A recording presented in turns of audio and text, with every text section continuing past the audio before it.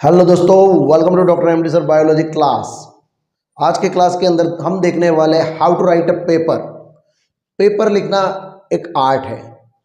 Paper लिखना बहुत ही अच्छी तरह से प्रेजेंट करना वो बहुत ही एक अच्छी आर्ट है, वो आपको सीखनी चाहिए। मैं आपको सिखा रहा हूँ आज के कैसे पेपर लिखेंगे। जनरली हम देखते हैं कि पेपर जब भी हम लिखने बैठते हैं तो हमारे पास तीन कंडीशंस होती है, या तो हम लिखते हैं या सोचते हैं या तो स्ट्रेस में आते हैं। सबसे पहली बात, हमें कोई भी ओवर थिंकिंग नहीं करना है। ओवर थिंकिंग नहीं करना है दोस्तों। एग्जाम के अंदर सबसे पहला काम है बी पॉजिटिव। बी पॉजिटिव मतलब आई कैन डू इट। सबसे पहले आपको ये याद रखना है कि मैं कर सकता हूँ, मुझसे होगा, मुझे जो आता है मैं लिखूंगा, मैं बेस्ट परफॉर्मेंस करूंगा। तो सबसे पहले ओवर थिंकिंग ना करें, बी पॉजिटिव। पॉजिटिव रहे, पॉजिटिव रहेंगे तो एक एनर्जी फील होगी और आप बहुत ही अच्छा परफॉर्मेंस कर सकेंगे। डोंट वरी, स्ट्रेस मत लीजिए, इजीली आपका बोर्ड एग्जाम क्लियर हो जाएगा दोस्तों। तो सबसे पहली बात, स्टॉप ओवर थिंकिंग। उसके बाद पेपर पूरा पढ़ना है या नहीं। पेपर पूरा पढ़ना है या नहीं।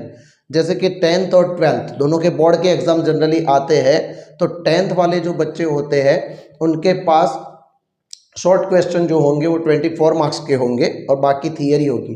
तो उनके लिए बात कर लेता हूँ सबसे पहले कि उन बच्चों को क्या करना है। तो उन बच्चों को पेपर पूरा पढ़ लेना है, पेपर पढ़ लेना चाहिए, जिससे अगर आपको पूरा प्रिपरेशन अच्छी तरह से है तो टाइम मैनेजमेंट किस तरह से करना है वो आपको समझ में आएगा कि भाई मुझे कौन सा सेक्शन, मतलब कि part A, part B, part C, D, मुझे उसके अंदर से कौन सा अच्छा आता है। तो वो आप टाइम मैनेजमेंट करके अच्छी तरह से लिख सकते हैं। सबसे पहले 10th वाले जो बच्चे हैं वो एसक्यू लिखे, मतलब कि जो 24 मार्क्स के हैं वही लिखे, जिससे जहाँ पे नहीं आता है वहाँ पे जगह छोड़ दे, और बाकी उसके बाद जो क्वेश्चन आपको बहुत बढ़िया आता है वो लिखे। 12th वाले जो बच्चे हैं वो OMR पे फोकस करें, साइंस वाले बच्चे OMR पे फोकस करें और OMR के क्वेश्चंस को देख ले, जो आते हैं उनके ऊपर फोकस करें कि मुझे 50 क्वेश्चन है उसके अंदर से 30, 35, 40 क्वेश्चन अच्छे आ रहे हैं तो वो देख ले। साथ में OMR भरते रहे, 10 क्वेश्चन सॉल्व करके उसको भरते रहे। बहुत सारे बच्चों को हमने देखा है कि वो एग्जाम में OMR भरना, उनका टाइम खत्म हो जाता है, टाइम मैनेजमेंट नहीं कर पाते, सॉल्व करते करते तब पता चलता है कि 10 मिनट्स का वार्निंग बिल पड़ गया, तो उसके बाद वो OMR नहीं भर पाते हैं। तो आप जब जब 10 क्वेश्चन सॉल्व करते हैं तो आपकी OMR भरिए। वो भी मैं आपको एक ट्रिक बताऊंगा नेक्स्ट वीडियो में। तो टाइम मैनेजमेंट के लिए पेपर पढ़ना जरूरी है, बहुत ही जरूरी है, पेपर पढ़ लीजिए। उसके बाद पेपर स्टार्ट कहाँ से करें, वो मैंने बता दिया कि पेपर स्टार्ट कहाँ से करें। जो भी सेक्शन आपको बहुत ही बढ़िया आता है वहीं से पेपर स्टार्ट कीजिए। First impression is last impression. आप पेपर वहाँ से स्टार्ट कीजिए, जो क्वेश्चन, जो सेक्शन आपको बहुत ही बढ़िया आता है। सेक्शन पूरा लिखना है, वो भी मैं आगे बात बता रहा हूँ कि सेक्शन पूरा लिखना है। उसके अंदर जो क्वेश्चन, जो सेक्शन आपको बहुत ही बढ़िया आता है वहीं से आप स्टार्ट कीजिए। ये एक बात याद रखिए दोस्तों। उसके बाद जब हम बात करते हैं कि जो सेक्शन स्टार्ट करने के बाद बहुत सारे बच्चों का क्वेश्चन होता है कि अक्षरों का क्या रोल है, राइटिंग, अक्षरों का क्या रोल है। बहुत सारे बच्चे पूछते हैं कि सर अक्षर, राइटिंग कैसे होने चाहिए, मेरे बहुत ही बुरे अक्षर है, मेरी राइटिंग अच्छी नहीं है, तो क्या मेरे मार्क्स कटेंगे। अगर मैं आपको बताऊं कि अगर आपके अक्षर, राइटिंग, रीड हो सकते हैं तो आपके कोई मार्क्स कटने वाले नहीं है। अगर एग्जामिनर जो पेपर चेक कर रहा है उसको वो अच्छी तरह से पढ़े जा रहे हैं, अच्छी तरह से मतलब कि वो दिख रहे हैं, समझ में आ रहा है, तो आपके कोई मार्क्स नहीं कटेंगे। बेसिक सी बात है, एग्जामिनर भी समझते हैं कि बच्चा जब स्पीड करेगा तो उसके राइटिंग में थोड़ा बहुत वेरिएशन आएगा। और अगर बहुत बुरे अक्षर है तो मैं एक सजेशन देता हूँ कि लाइन छोड़ के लिखिए। जहाँ जहाँ लगे कि भाई एकदम गीच हो गया है तो वहाँ पे थोड़ी सी लाइन को छोड़ दीजिए, जिससे वो आपके जो अक्षर है, वो राइटिंग है, वो अच्छी तरह से पहचान में आ जाएंगे। मतलब अक्षरों का इस तरह का ही उसके अंदर रोल होता है। ओके दोस्तों, उसके बाद हम बात करते हैं कि सीक्वेंस, ये एक बहुत ही इम्पोर्टेंट चीज़ है। सीक्वेंस, अनुक्रम। अनुक्रम का मतलब क्या है? मान लीजिए आपको सेक्शन सी बहुत ही बढ़िया सा आ रहा है, सेक्शन सी मान लो कि आपको बहुत बढ़िया आ रहा है, तो आपको सीक्वेंस में क्या करना है, सेक्शन सी बहुत ही बढ़िया आ रहा है तो हम जनरली सोचते हैं कि सेक्शन सी में हमारे पास 1 2 3 4 5 6 क्वेश्चन हमारे पास अवेलेबल है, एग्जाम्पल ले रहे हैं। लेकिन हमें सेक्शन सी में कौन से क्वेश्चंस, इस सीक्वेंस में से मुझे 4 क्वेश्चन अटेंड करने हैं, तो मुझे कौन से क्वेश्चन अच्छे आते हैं उसको फाइंड आउट करना है। मान लो कि मुझे सेकंड नंबर का क्वेश्चन आ रहा है, थर्ड आ रहा है, फोर्थ आ रहा है और फिफ्थ आ रहा है, ये 4 क्वेश्चन आ रहे हैं, तो हम लोगों को ये 4 क्वेश्चन सीक्वेंस में लिखने हैं। कुछ बच्चे क्या करते हैं कि पहले फिफ्थ क्वेश्चन लिखेंगे, फिर सेकंड लिखेंगे, फिर फोर्थ लिखेंगे, फिर थर्ड लिखेंगे। इस तरह का जो सीक्वेंस आप क्रिएट करते हैं वो अच्छी बात नहीं है। आपको जो भी 4 क्वेश्चन लिखने हैं, पॉसिबल है तो सीक्वेंस के अंदर लिखिए।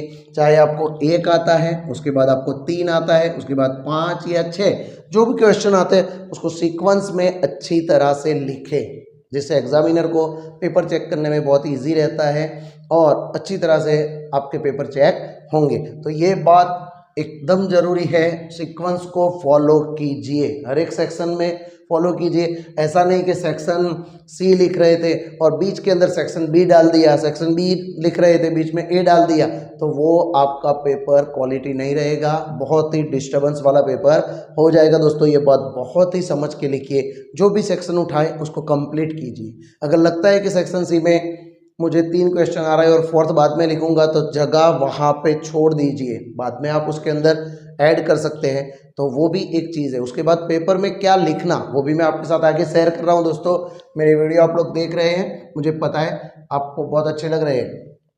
उसके बाद पैराग्राफ लिखें या स्टेप राइटिंग लिखें, पैराग्राफ लिखें या स्टेप राइटिंग, ये बहुत सारे बच्चे पूछ रहे हैं, वो पेपर के ऊपर डिपेंड करता है। मान लीजिए कि आप कोई लैंग्वेज का पेपर लिख रहे हैं तो आप वहाँ पे पैराग्राफ राइटिंग कर लीजिए, लेकिन अगर आप साइंस का पेपर लिख रहे हैं या मैथ्स का पेपर लिख रहे हैं, मैथ्स में तो पैराग्राफ आता ही नहीं, लेकिन अगर साइंस का पेपर लिख रहे हैं या सोशल साइंस का पेपर लिख रहे हैं, तो बेटर है कि आप वहाँ पे स्टेप राइटिंग कीजिए, स्टेप राइटिंग कीजिए, जिससे पेपर चेकिंग करने वाले को बहुत ही ईजी से वो चेकिंग हो जाएगा। दोस्तों तो आपको पैराग्राफ राइटिंग के अंदर, लैंग्वेज के अंदर पैराग्राफ राइटिंग करना है और बाकी सब्जेक्ट के अंदर, साइंस और सोशल साइंस जैसे सब्जेक्ट के अंदर आपको स्टेप राइटिंग करना है। दोस्तों तो ये बात भी ध्यान में रखिए।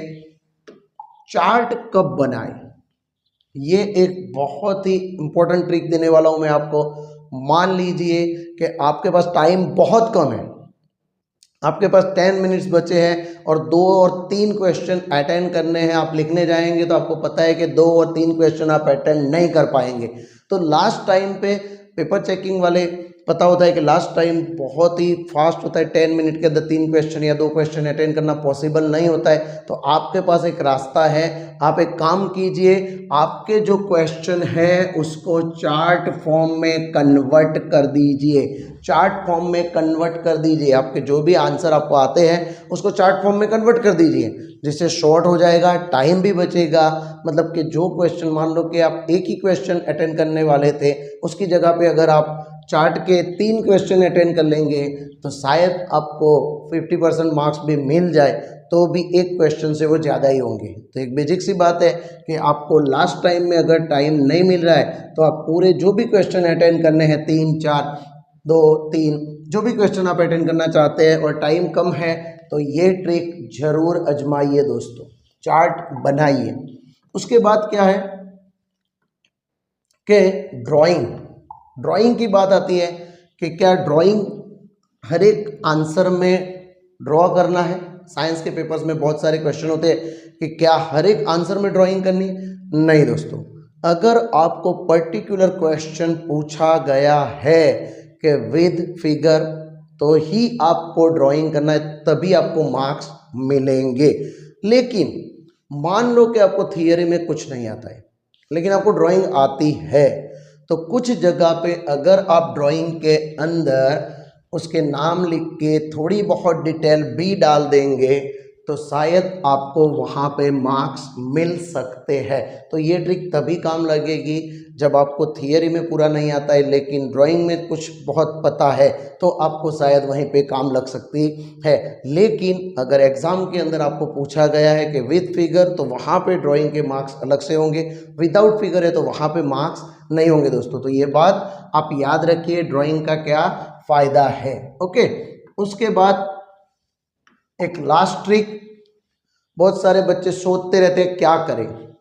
जो क्वेश्चन जैसा आता है वैसा लिखना स्टार्ट कीजिए। आपने कभी ना कभी वो पढ़ा होगा, तो बेसिक सी बात है कि जो क्वेश्चन जितना आता है, जैसा आता है, उतना लिखना स्टार्ट कीजिए। अगर आप पूरा ब्लैंक छोड़ देंगे तो वहाँ पे 0 मार्क्स मिलेंगे, लेकिन अगर आप वहाँ पे 2 सेंटेंस, 3 सेंटेंस, 4 सेंटेंस जैसा कुछ भी अगर लिखते हैं तो वहाँ पे आपको कुछ ना कुछ मार्क्स मिलने के चांस होते हैं दोस्तों। आप कोशिश कीजिए, सफल होंगे। डोंट वरी, जो भी प्रिपेयर किया है उसको अच्छी तरह से प्रेजेंट करने की कोशिश कीजिए। एग्ज़ाम हर साल आती है, इसके लिए कोई टेंशन लेने की ज़रूरत नहीं है। अच्छी जाएगी आपकी एग्ज़ाम, बोर्ड भी क्लियर कर लेंगे, उसके बाद आप नेक्स्ट एग्ज़ाम में चले जाएंगे। आपके लिए बेस्ट ऑफ लक है। जब भी कभी बहुत सारे क्वेश्चंस क्रिएट होंगे तो मैं आपके साथ ये शेयर करूंगा। Best of luck. चैनल को लाइक शेयर सब्सक्राइब कर दीजिए, और बहुत सारे और भी वीडियो मैं आपके साथ एग्जाम के लिए लेके आने वाला हूं दोस्तों। तो थैंक यू वेरी मच।